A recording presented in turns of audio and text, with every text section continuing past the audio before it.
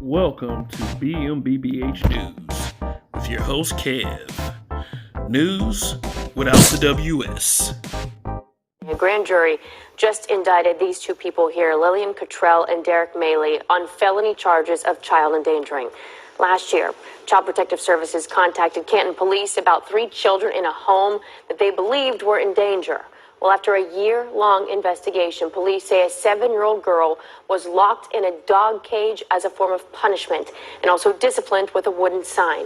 That girl weighed just 28 pounds when she was removed from the home. 2 other children were removed from that home as well, but police do not think they suffered that similar punishment. The suspects are... Wow, this is crazy. So let me get this straight.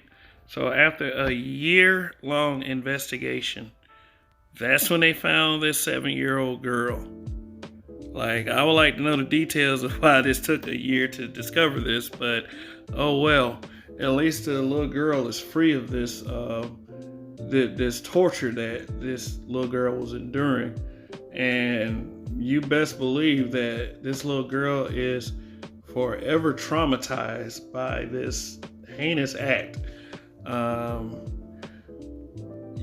Dogs aren't even treated that poorly. Dogs are let out the cage to play, to run around, to use the bathroom, to, be a part of the family. And then I guess when, it's time for the dog to go to sleep, put them in the cage or whatever. However, dog owners use their cages.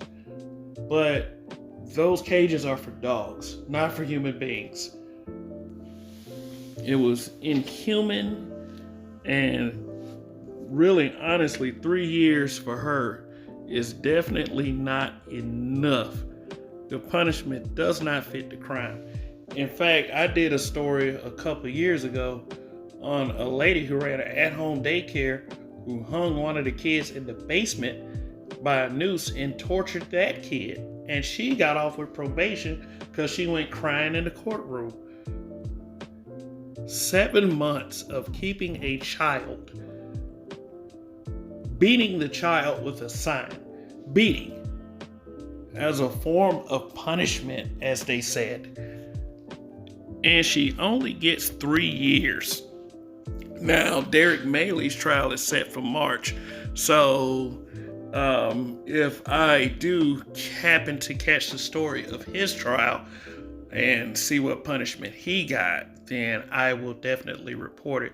But see, that's just it. Is it some form of privilege that she might have gotten off pretty easy with this?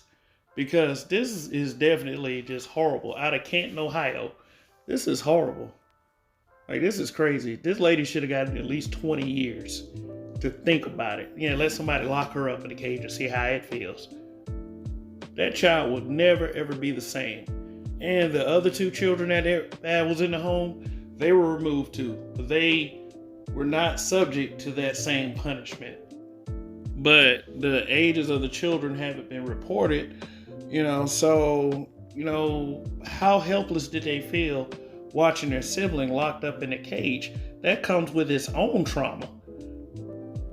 So I would say at least all the children have been removed from these horrible ass people. And I'll say it again. Lillian Cottrell, she deserved more time than this. And maybe her meth king will get more time than her, because people like this shouldn't be allowed to be in contact with other people, especially if you got to be big old people bullying and torturing a little girl, locking her in a cage. And I'm sorry for feeling this way. I just don't like people like that, and I just wish them the worst. So feel how you want to feel about it. But at least that little girl is in better hands. We all hope. So anyway, that's it. This is Kev, and this is another news story without the WS. See you next time.